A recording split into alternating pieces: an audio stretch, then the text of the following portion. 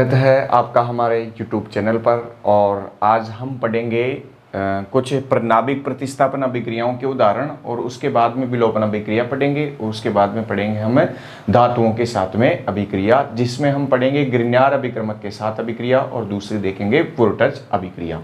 तो पहले स्टार्ट करते हैं नाभिक स्नेही प्रतिस्थापन अभिक्रियाओं के उदाहरण।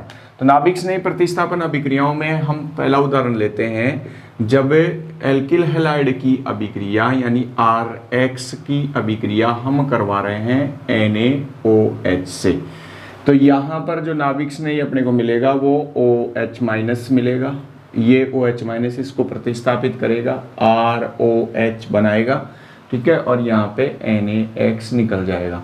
तो जो ROH है ये क्या है? एल्कोहल। तो यहाँ पे बन रहे हैं एल्कोहल। ये दूसरे जो है वो रिएक्शन करवाते हैं अपन। दूसरी रिएक्शन है RX की अभिक्रिया अगर हम करवाएं NaOR से, तो यहाँ जो नाभिक रागी बनेगा वो OR-, ठीक है। ये OR- X की जगह चला जाएगा, इसको अपन R- कह सकते हैं, तो OR- होगा। यहाँ बनेगा ROR-, ठीक है, और बनेगा NaX। तो ये ROR- इसको अपन कहते हैं ईथर। उसके बाद में थर्ड अपन रिएक्शन देखें तो इसकी अभिक्रिया RX की अभिक्रिया अगर हम करवाते हैं H2O से, तो H2O एक नाभिक रागी की तरह बिहेव करेगा। तो ये ROH ऐसे जुड़ जाएगा। अब ऐसा करने से ऑक्सीजन पे प्लस आएगा, तो ये एक हाइड्रोजन यहाँ से अलग हो जाएगा और यहाँ बनेगा ROH, और यहाँ से H+ जो निकला है वो X- के साथ जुड़ के HX बना देता है। उसके बाद में फोर्थ रिएक्शन है RX, इसकी अभिक्रिया यदि NH3 यानी अमोनिया के साथ करवाई जाती है, तो अमोनिया के साथ अभिक्रिया में NH3 नाभिक रागी की तरह बिहेव करेगा, यानी R इसकी तरह जुड़ जाएगा NH H। नाइट्रोजन पे 4 बॉन्ड होने से नाइट्रोजन पे प्लस आ जाएगा। नाइट्रोजन एक हाइड्रोजन के इलेक्ट्रॉन्स को अपनी ओर खींचेगा, तो यहाँ बनेगा RnH2 और H+ यहाँ से अलग होगा जो X- के साथ जुड़ेगा और बना देगा HX। उसके बाद में देखें अपन फिफ्थ, तो फिफ्थ में RX की अभिक्रिया यदि हम करवाते हैं R-NH2, यानी ये क्या है? प्राथमिक एमीन।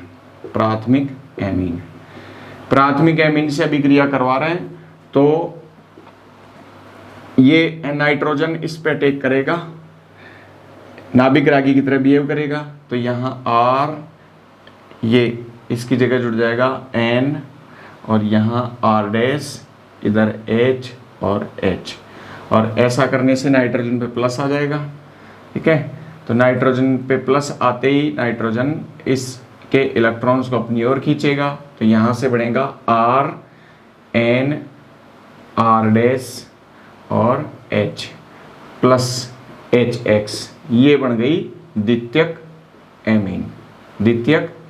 तो प्राथमिक एमीन से बनी द्वितीयक एमीन।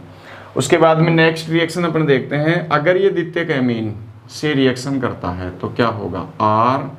RNH R', ठीक है। इसके साथ में अभिक्रिया होगी, ये नाइट्रोजन वापस से अटैक करेगा यहाँ पर, तो RN R' और H। नाइट्रोजन पे प्लस आ जाएगा, नाइट्रोजन इस हाइड्रोजन के इलेक्ट्रॉन्स को अपनी ओर खींचेगा, तो यहाँ से बनेगा RN R' ये बन गई तृतीयक एमीन। उसके बाद में नेक्स्ट रिएक्शन अपन देखते हैं। नेक्स्ट रिएक्शन है अगर RX की अभिक्रिया करवाते हैं KNO2 से, तो KNO2 किस रूप में होता है? KON O। तो यहाँ से ONO- ये नाभिक रागी बनेगा। ये नाभिक रागी यहाँ पे जाके जुड़ेगा, तो RONO RONO, इनको कहते हैं अपन alkyl nitrite, alkyl nitrite, plus साथ में यहां से बन रहा है KX। अगली रिएक्शन देखें, अगली रिएक्शन में क्या हो रहा है, RX अभिक्रिया कर रहा है AgONO से। तो AgONO ये जो बॉन्ड है वो एक तरीके से सहसंयोजक गुण है, इसमें सहसंयोजक बॉन्ड है, तो ये नाइट्रोजन यहाँ से अटैक करेगा इस पे, तो R यहाँ से जुड़ेगा NO double bond O, AgX के साथ निकलेगा AgX, तो यहाँ से बनेगा नाइट्रो एल्केन, नाइट्रो एल्केन।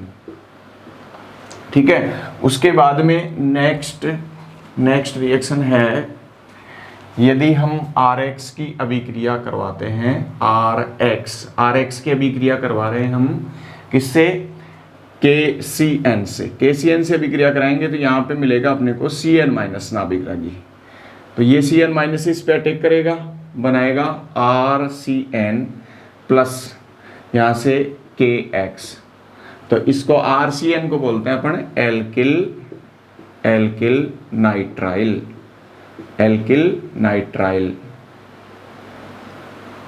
फिर आता है नेक्स्ट रिएक्शन है RX की अभिक्रिया यदि AgCN से करवाएं, तो AgCN में जो बॉन्ड है Ag और CN के बीच में, यहाँ पर AgC ट्रिपल बॉन्ड N, तो ये बॉन्ड यहाँ से सहसंयोजक बंध है, नाइट्रोजन यहाँ लोन पेयर से अटैक करेगा और बनाएगा RN triple bond C plus AgX, तो ये इसको कहते हैं अपन एल्किल आइसोनाइट्राइल।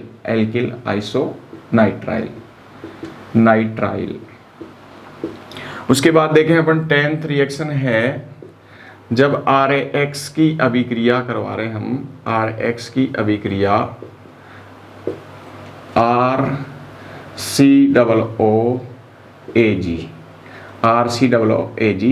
तो ये यहाँ पे R डैश ले लेते हैं अपन, यहाँ से मिलेगा अपने को RCOO माइनस नाभिक रागी, तो ये नाभिक रागी इस पे अटैक करेगा, तो यहाँ से बनेगा RCOO R डैश प्लस यहाँ से AgX निकल जाना है, इसको बोलते हैं अपन एस्टर। फिर देखें नेक्स्ट रिएक्शन है, यदि हम एल्किल हैलाइडों की अभिक्रिया करवाते हैं लिथियम एल्यूमिनियम हाइड्राइड से, RX की रिएक्शन करवाते हैं LiAlH4 से, तो यहाँ पर H माइनस नाभिक रागी के रूप में निकलेगा, ये H माइनस यहाँ अटैक करेगा तो बना देगा RH, इसको कहते हैं अपन हाइड्रोकार्बन, और अगर R समूह एल्केन है तो ये हो जाएंगे एल्केन। उसके बाद में है अगली रिएक्शन, यदि R डैश M प्लस, ये धातु के साथ में बॉन्ड हो, RX की रिएक्शन करवाते हैं हम R dash M plus R dash minus, तो यहाँ से नाभिक रागी मिलेगा R डैश माइनस, ये अटैक करेगा इस पे, तो यहाँ से बन जाएगा R डैश। ठीक है, तो ये जो R डैश बना है ये भी क्या है, हाइड्रोकार्बन, यानी एक तरीके से एल्केन है। तो ये उदाहरण थे नाभिक रागी प्रतिस्थापन अभिक्रियाओं के। अब देखते हैं अपन दूसरी अभिक्रिया, विलोपन अभिक्रिया। विलोपन अभिक्रिया को समझने से पहले समझते हैं कि अल्फा हाइड्रोजन या बीटा हाइड्रोजन क्या होते हैं।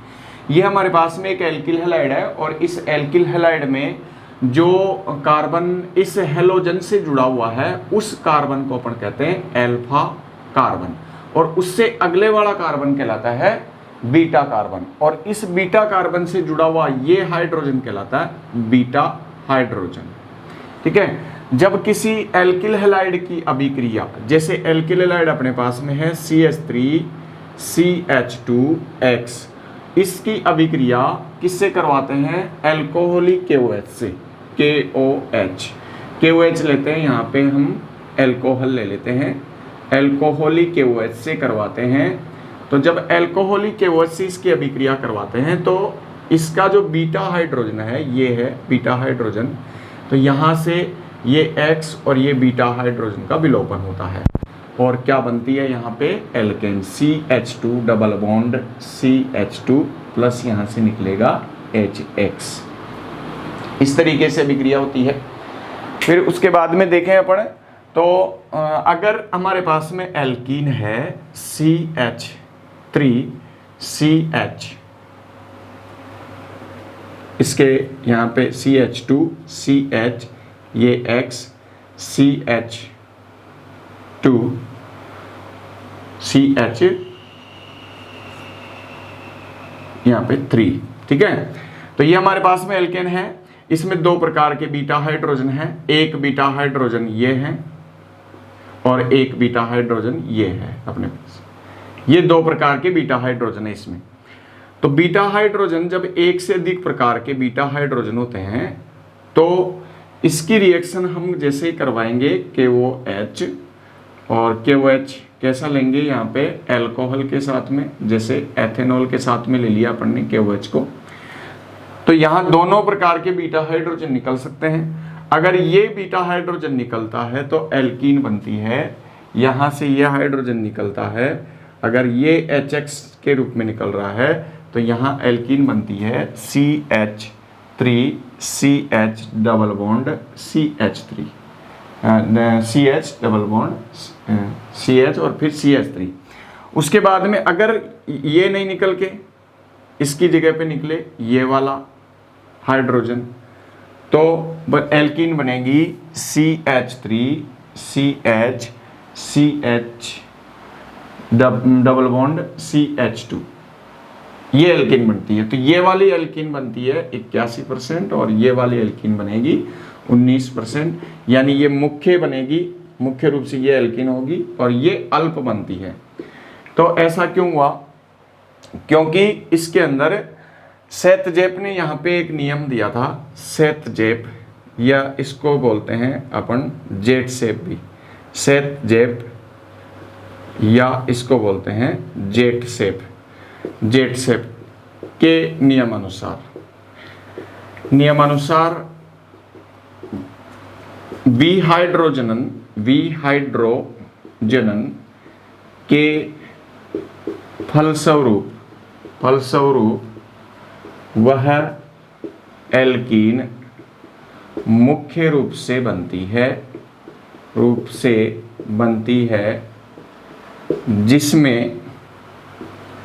जिसमें दिक् आबंध पर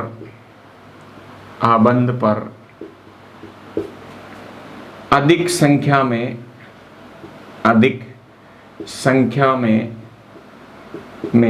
एल्किल समूह जुड़े हो। तो यहाँ पे सेतजेप ने जो नियम दिया कि विहाइड्रोजनन के फलस्वरूप वह एल्कीन मुख्य रूप से बनती है जिसमें दिक् आबंध पर, इस डबल बॉन्ड पर अधिक संख्या में एल्किल समूह जुड़े हुए हो। तो यहाँ पे देखें अपन, इस डबल बॉन्ड पे एल्किल समूह जुड़े हुए हैं 2, इस डबल बॉन्ड पे एल्किल समूह जुड़ा हुआ है केवल 1। तो कौन सी एल्कीन अधिक मात्रा में बनेगी? जिस पे ज्यादा एल्किल समूह जुड़े हुए हैं वो एल्कीन अधिक मात्रा में बनेगी। ये सेतजेप का नियम है। तो यहाँ पे अगर दो प्रकार के बीटा हाइड्रोजन उपलब्ध हैं तो हमको वो एल्कीन मुख्य उत्पाद के रूप में बनानी है जिसमें दिक् आबंध पर एल्किल समूह की संख्या अधिक होती है। तो ये थी विलोपन अभिक्रिया। उसके बाद में तीसरी अभिक्रिया हम देखते हैं एल्किल हैलाइडों की धातुओं के साथ अभिक्रिया। और धातुओं के साथ अभिक्रियाओं में दो प्रकार की अभिक्रियाएं देखेंगे हम। एक देखेंगे grignard अभिकर्मक का बनना और दूसरा देखेंगे वुर्टज अभिक्रिया। तो तीसरे प्रकार की अभिक्रिया है धातुओं के साथ अभिक्रिया। धातुओं के साथ में ये एल्किल क्लोराइड या एल्किल ब्रोमाइड, RCl या RBr, ये धातुओं के साथ में अभिक्रिया करके और क्या बनाते हैं, यहाँ पे धातु के साथ में अभिक्रिया करेंगे और ये बनाते हैं कार्बधात्विक यौगिक, कार्बधात्विक यौगिक। तो यहां पे अपन ऐसा ही कार्बधात्विक यौगिक है कौन, गिरन्यार अभिकर्मक, गिरन्यार अभिकर्मक। अब गिरन्यार अभिकर्मक क्या होता है, तो गिरन्यार अभिकर्मक को सिंपली अपन कह सकते हैं RMgX होता है। यहाँ पे देखें इसको R, मतलब इसको कोई एग्जांपल लेते हैं, जैसे CH3CH2MgBr। तो यहाँ पे देखें अपन, तो कार्बन और मैग्नीशियम के बीच ये बॉन्ड कैसा है, सहसंयोजी, सहसंयोजी बंध है। लेकिन कार्बन की विद्युत ऋणता, कार्बन की विद्युत ऋणता कितनी होती है 2.5 और मैग्नीशियम की विद्युत ऋणता होती है 1.2। तो इन दोनों के बीच में बहुत डिफरेंस है। तो मैग्नीशियम के इलेक्ट्रॉन्स को अपनी ओर आकर्षित कर लेता है, इसलिए कार्बन पे यहाँ पे आ जाता है डेल नेगेटिव और मैग्नीशियम पे आ जाता है डेल पॉजिटिव। और मैग्नीशियम और इस हेलोजन के बीच में जो बंध है ये कैसा होता है, आयनिक बंध, आयनिक बंध। तो आयनिक बंध के कारण इस पे माइनस और इस पे प्लस आ जाता है यहाँ पे। तो कार्बन और मैग्नीशियम के बीच में सहसंयोजी बंध तो है, लेकिन ये कैसा हो गया, ध्रुवीय सहसंयोजी बंध, ध्रुवीय सहसंयोजी बंध। अब देखें अपन गिरन्यार अभिकर्मक को बनाना। भाई गिरन्यार अभिकर्मक को कैसे बनाते हैं, गिरन्यार अभिकर्मक का निर्माण, गिरन्यार अभिकर्मक को कैसे बनाएंगे हम। अगर RX की अभिक्रिया करवाते हैं मैग्नीशियम धातु के साथ में, और यह अभिक्रिया करवाई जाती है शुष्क ईथर की उपस्थिति में, शुष्क ईथर की उपस्थिति में यहाँ पे बनेगा RMgX। ये क्या है, गिरन्यार अभिकर्मक। अब यहाँ पे शुष्क ईथर ही क्यों लिया है, तो उसका भी एक कारण है, क्योंकि अगर हम शुष्क ईथर नहीं लेंगे, अगर यहाँ पे नमी उपस्थित होगी, तो जो हमारे पास गिरन्यार अभिकर्मक बना है, ये गिरन्यार अभिकर्मक, ये RMgX इस जल के साथ में क्रिया कर लेगा। जल क्या होता है, प्रोटॉन दाता। तो जल के साथ में क्रिया करके यहां से ये बना देगा वापस से हाइड्रोकार्बन, ये बन जाएगा RH प्लस MgOH। तो यहां ये बना है हाइड्रोकार्बन, हाइड्रोकार्बन। इसीलिए गिरन्यार अभिकर्मकों के निर्माण में या गिरन्यार अभिकर्मकों की रिएक्शन में हम शुष्क ईथर का प्रयोग करते हैं। यदि नमी उपस्थित होती है तो ये गिरन्यार अभिकर्मक उस जल के प्रोटॉन के साथ अभिक्रिया करके बना देता है हाइड्रोकार्बन। अब ये प्रोटॉन दाता और भी हो सकते हैं, जैसे कोई अल्कोहल हो, मान लो C2H5OH, उसके साथ भी रिएक्शन करेगा तो ये भी प्रोटॉन दाता है। इसके अलावा प्रोटॉन दाता कोई एमीन हो सकती है, ठीक है। तो इस तरीके से अगर कोई भी प्रोटॉन दाता स्पीशीज है तो वो प्रोटॉन दाता स्पीशीज के साथ में ये रिएक्शन करके और हाइड्रोकार्बन बना देता है। तो यहाँ से अपन देख सकते हैं कि एक तरीके से ये RX से RH यानी एल्किल हैलाइडों से हाइड्रोकार्बन बनाने की भी एक विधि है। भाई एल्किल हैलाइडों से हमको अगर हाइड्रोकार्बन बनाना है तो पहले गिरन्यार अभिकर्मक बनाओ और गिरन्यार अभिकर्मक की रिएक्शन किससे करवाएं, जल से अभिक्रिया करवाएं, तो हमको हाइड्रोकार्बन मिल जाएगा। तो ये एक तरीके से RX यानी एल्किल हैलाइडों से हाइड्रोकार्बन बनाने की भी एक विधि है। उसके बाद में अगली अभिक्रिया है वोल्टाज अभिक्रिया। तो वोल्टाज अभिक्रिया देखते हैं, ये भी एक इसके धातु के साथ में अभिक्रिया है। तो वोल्टाज अभिक्रिया अगली है वोल्टाज अभिक्रिया। वोल्टाज अभिक्रिया क्योंकि नेमिंग रिएक्शन है इसलिए इसको ध्यान रखें, सीधे पूछी जा सकती है। जैसे इसमें अपन अभिक्रिया करा रहे हैं RX के यहाँ पे दो अणु ले रहे हैं और इसकी अभिक्रिया Na2Na के साथ में अभिक्रिया करवा रहे हैं। तो यहाँ से मिलेगा, यहाँ से NaX निकल जाएगा, यहाँ मिलेगा RR प्लस 2NaX। और ये अभिक्रिया भी करवाते हैं हम शुष्क ईथर में। जब एल्किल हैलाइडों की अभिक्रिया सोडियम धातु के साथ शुष्क ईथर में करवाई जाती है तो इस अभिक्रिया को हम कहते हैं वोल्टाज अभिक्रिया। वोल्टाज अभिक्रिया से हमको क्या मिला, हाइड्रोकार्बन। ये जो हाइड्रोकार्बन है, इस हाइड्रोकार्बन में इस हाइड्रोकार्बन में कार्बन परमाणुओं की संख्या इस एल्किल हैलाइड के कार्बन परमाणुओं की संख्या में दुगनी है। जैसे अपन एग्जांपल लें, यहाँ पे CH3 CH2 यहाँ पे Cl, उसकी अभिक्रिया Na के साथ करवाएं। इसके दो अणु लिए अपन ने, तो इसकी अभिक्रिया करवा रहे हैं हम शुष्क ईथर की उपस्थिति में। तो यहाँ से क्या मिलेगा, CH3 CH2 CH2 CH3 plus 2 NaCl।